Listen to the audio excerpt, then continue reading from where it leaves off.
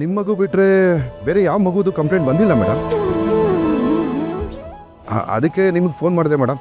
ನಾವಿನ್ನೂ ಕನ್ಫರ್ಮ್ ಮಾಡ್ತಿಲ್ಲ, ಕ್ಲಾರಿಫೈ ಮಾಡ್ಕೊಳ್ಳೋಕ್ಕೆ ಫೋನ್ ಮಾಡಿದೆ. ಇಲ್ಲ ಸರ್, ನಿಮ್ಮ ಕೈ ಮುಗ್ದು ಕೇಳ್ಕೊಂಡೆ ಸರ್, ಹಂಗೆಲ್ಲ ಹೇಳ್ಬಿಡಿ. ನನ್ನ ಮಗಳಿಗೆ ಏನೂ ಆಗಿರಲ್ಲ ಸರ್, ಏನೂ ಆಗಿರಲ್ಲ. ಆ ಮಗು ಏನೂ ಆಗಿಲ್ಲ ಅಂದರೆ ನಮಗೆ ತುಂಬ ಖುಷಿ ಅಲ್ವಾ ಮೇಡಮ್. ಆದರೂ ಒಂದು ಸರಿ ಬನ್ನಿ ಮೇಡಮ್, ನಾನು ಲೊಕೇಶನ್ ಕಳಿಸ್ತೀನಿ.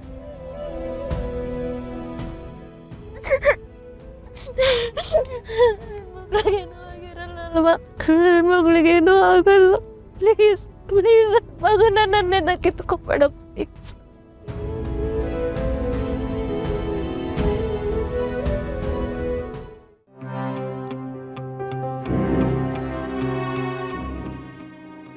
ಮೇಡಮ್, ಒಂದು ಸರಿ ಮಗುನ ನೋಡಿ ಐಡೆಂಟಿಫೈ ಮಾಡಿದ್ರೆ. ಇಲ್ಲ ಸರ್, ಅದು ಅದು ನನ್ನ ಮಗಳಲ್ಲ ಸರ್, ಮಿಂಚು ಅಲ್ಲ ಸರ್. ಅದು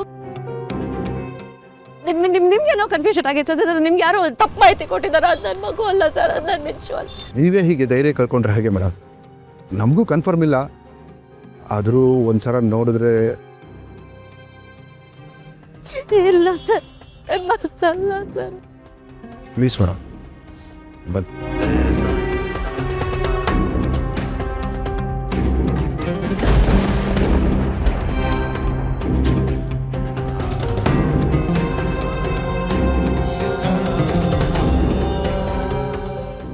ಮೇಡಮ್, ಆ ಮಗು ಮಿಂಚು ಅಲ್ಲ, ಅದು ನನ್ನ ಮಗಳಲ್ಲ. Thank god madam. ನಿಜ ಹೇಳಬೇಕಂದ್ರೆ ನಾವು ಟೆನ್ಸ್ ಆಗಿದ್ವಿ. ಅದು ನನ್ನ ಮಗು ಅಲ್ಲದೆ ಇರ್ಬೋದು ಸರ್, ಆದರೆ ಬೇರೆ ತಂದೆ ತಾಯಿ ಮಗಳಲ್ವಾ ಸರ್ ಅವಳು. ಅವಳು ನಂತರನೇ ಮಗಳು ವಾಪಸ್ ಬರ್ತಾಳೆ ಅಂತ ಕಾಯ್ತಿರ್ಬೋದಲ್ವಾ. ಸ್ಕೂಲಿಗೆ ಹೋದ ಮಗಳು ಸಂಜೆ ಬರ್ತಿದ್ದಾಗೆ ಅಮ್ಮ ಊಟ ಬೇಕು. ಸ್ಕೂಲಲ್ಲಿ ಏನಾಯ್ತು ಗೊತ್ತಾ? ಯಾವ ಟೀಚರ್ ಬೈದ್ರು, ಯಾರ ಜೊತೆ ಆಟ ಆಡ್ದೆ, ಯಾರ ಜೊತೆ ಜಗಳ ಆಡ್ದೆ ಅಂತ ಕೇಳಿಸ್ಕೊಳಕ್ ವೆಯ್ಟ್ ಮಾಡ್ತಿರ್ಬೇಕಲ್ವಾ ಸರ್. ಯಾವಾಗ್ಲೂ ಮಕ್ಕಳು ನಗ್ನಗ್ತಾ ಇರ್ಬೇಕು ಅಂತ ಬಯಸೋ ತಂದೆ ತಾಯಿ ಮಗುನ ಈ ತರ ನೋಡಿದ್ರೆ ಹೆಂಗ್ ಸರ್ ತಡ್ಕೋತಾರೆ? ಇಷ್ಟು ಮೊಟ್ಟ ಮಗು.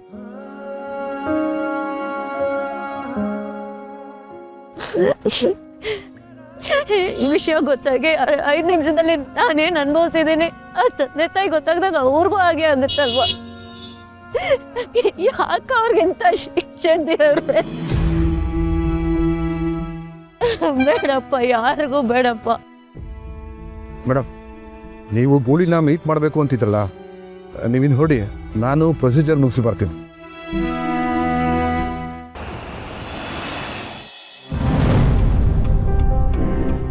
ಗೆಳೆಯ ಸರ್, ನಮಸ್ಕಾರ. ಕೂತ್ಕೊಳ್ಳಿ. ಸ್ವಲ್ಪ ಮಾತಾಡಬೇಕಿತ್ತು. ಆಯ್ತು, ಓಕೆ. Thank you. ಆಮೇದ ಗೆಳೆಯ ಸಿಕ್ಕಿದ್ರ? ಹಾಗಾದ್ರೆ ಏನು ಹೇಳಿದ್ರು? ಏನಂದ್ರು? ಮಾತಾಡಿದೆ ಗೆಳೆಯ. ಹಾಂ, ಅವರು ಡೀಟೇಲಾಗಿ ಎಕ್ಸ್ಪ್ಲೇನ್ ಮಾಡಿದ್ರು.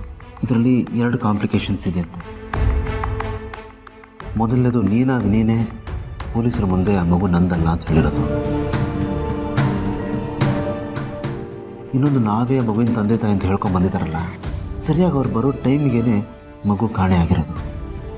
ಸೊ ಏನೋ ಕಾನ್ಸ್ಪಿರಸಿ ಇದೆ ಅನ್ನೋ ಡೌಟ್ ಮೇಲೆ ಸ್ಟೇಷನ್ ಬಿಲ್ ಸಿಗೋದು ಕಷ್ಟ ಅಂತ ಹೇಳ್ಬಿಟ್ರು. ಏಯ್, ಏನಾದರೂ ಬೇರೆ ಆಪ್ಷನ್ ಹುಡ್ಕೋನಂತ ನೋಡು. ನನ್ನ ಮಗಳು ನನಗೆ ಸಿಗ್ಬೇಕಣ. ಅವ್ಳಿಗೆ ಏನಾದರೂ ಹೆಚ್ಚು ಕಡಿಮೆ ಆದರೆ ನನ್ನನ್ನು ಕ್ಷಮಿಸ್ಕೊಳ್ಳಲ್ಲ ಕಣ. ಏನಾದರೂ ಮಾಡೋಣ. ನನ್ನ ಮಗಳ ಮುಖ ನಾನು ನೋಡಬೇಕು. ನಾನು ಅವಳ ಹತ್ರ ಸಾಹಿ ಕೇಳಬೇಕಣ. ಪ್ಲೀಸ್ ಅನಾಥ. ಇವ್ರುಗಳು ನನ್ನ ಮಗುನ ಕಿಡ್ನ್ಯಾಪ್ ಮಾಡ್ರು ಅಂತಾರೆ ಟ್ರೀಟ್ ಮಾಡ್ತಾ ಇದ್ದಾರೆ ಕಣೋ. ಅವಳು ನನ್ನ ಮಗಳಲ್ವೇನೋ. ಅವಳು ಕಣೆಗಿರೋದು ನನ್ನ ಸಂಕಟ ಆಗ್ತಾ ಇಲ್ಲ. ನೀ ಎಷ್ಟು ಅರ್ಥ ಆಗ್ತಾ ಇಲ್ಲ. ಇಲ್ಲ, ನಿನ್ನ ಪರಿಸ್ಥಿತಿ ನನಗೆ ಅರ್ಥ ಆಗುತ್ತೆ ಕಣ. ಆದರೆ ಏನು ಮಾಡೋದು? ನಾವೇ ಅಪ್ಪ ಅಮ್ಮ ಅಂತ ಹೇಳ್ಕೊಂಡು ಬಂದಿರೋರು ಆ ಥರ ಕಂಪ್ಲೇಂಟ್ ಕೊಟ್ಟಿದ್ದಾರಲ್ಲ. ಇವರಾದ್ರೂ ಏನು ಮಾಡೋಕ್ಕಾಗುತ್ತೆ ಹೇಳು? They're helpless. ನಿನ್ನ ಮೇಲೆ ಆ್ಯಕ್ಷನ್ ತೊಗೊಳ್ಳೇಬೇಕು. ನನ್ನ ಮೇಲೆ ಏನು ಬೇಕಾದರೂ ಆ್ಯಕ್ಷನ್ ತೊಗೊಳ್ಳಪ್ಪ. ನಾನು ಜೈಲಲ್ಲೇ ಇರ್ತೀನಿ ನೋಡೋ. ಬಟ್ ನನ್ನ ಮಗಳನ್ನ ಒಂದ್ಸತಿ ನೋಡ್ಬೇಕು. ಒಳಗೆ ಮನೆ ಬಿಟ್ಟು ಹೋದ್ಲ ಪಾಪ. ಅದು ಎಲ್ಲಿದ್ದಾಳೋ, ಏನು ಮಾಡ್ತಿದ್ದಾಳೋ, ಏನು ಯೋಚನೆ ಮಾಡ್ತಾ ಇದ್ದಾಳೋ. ನನಗೆ ಅರ್ಥ ಆಗುತ್ತೆ. ಇಂಥ ಟೈಮಲ್ಲಿ ಈ ಥರ ಆಲೋಚನೆಗಳು ಬರೋದು ಸಹಜ. ಬಟ್ ಜಾಸ್ತಿ ತಲೆ ಕೆಡಿಸ್ಕೊಬೇಡಪ್ಪ, ಒಳ್ಳೇದಾಗಿ ಆಗುತ್ತೆ. ಖಂಡಿತ ಮಿಂಚು ಸಿಕ್ಕೇ ಸಿಗ್ತಾಳೆ.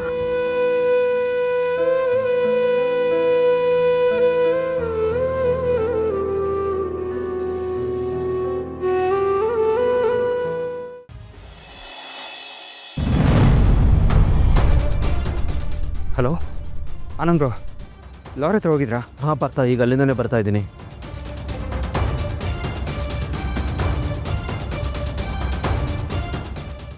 ಏನು ಹೇಳ್ತಾ ಇದ್ದೀರಾ ಆನಂದ್ ಬ್ರೋ?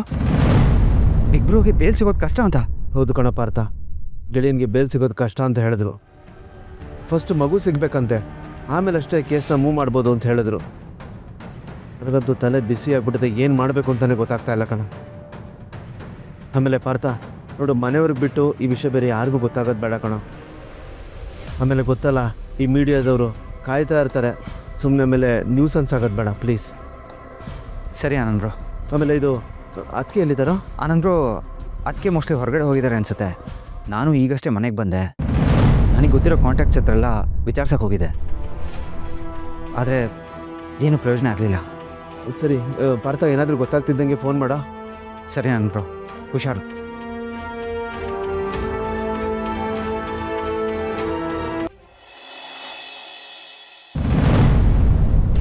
ಪಾರ್ಥ, ಏನಾಯ್ತು? ಅಣ್ಣ ನೋಡ್ಕೊಂಡು ಮಧ್ಯ ಏನು ಹೇಳ್ತಿದ್ದಾರೆ? ಅವ್ರು ಒಂದೇ ಹೇಳ್ತಾರೆ, ಮಗು ಸಿಕ್ಕಿದ್ರೆ ಮಾತ್ರ ಬಿಗ್ ಬ್ರೋನ ಬಿಡ್ತೀವಿ ಅಂತ ಹೇಳ್ತಾ ಇದ್ದಾರೆ. ಎಲ್ಲ ಸರಿ ಹೋಗೋ ಟೈಮಲ್ಲಿ ಯಾಕೆ ಈ ಥರ ಆಯಿತು ಅಂತಲೇ ಗೊತ್ತಾಗ್ತಿದೆ. ಮಗು ಕಾಣೆಯಾಗೋದಕ್ಕೆ ಹೇಗೆ ಸಾಧ್ಯ? ಅಥವಾ ಯಾರಾದರೂ ಮಗುನ ಬೇಕು ಅಂತ ಎತ್ಕೊಂಡೋದ್ರ? ಆ ಮಗು ಎಲ್ಲಿದೆಯೋ, ಯಾವ ಸ್ಥಿತಿಯಲ್ಲಿದೆಯೋ, ಅದು ಊಟ ಮಾಡಿದೆಯೋ ಇಲ್ವೋ? ಅವಳಿಲ್ಲ ಅಂತ ಅಪ್ಪನೂ ಸರಿಯಾಗಿ ಊಟ ಮಾಡ್ತಾ ಇಲ್ಲ ಅತ್ತೆ. ಊಟ ಅಂದರೆ ಅಷ್ಟು ಇಷ್ಟ ಅವನಿಗೆ, ಆದರೆ ಒಂದು ತುತ್ತು ಕೂಡ ತಿಂತಾ ಇಲ್ಲ ಇವಾಗ. ನಮ್ಮ ಜೊತೆ ಇದ್ರೂ ಅವಳನ್ನ ತುಂಬ ಮಿಸ್ ಮಾಡ್ಕೊಳ್ತಿದ್ದಾರೆ.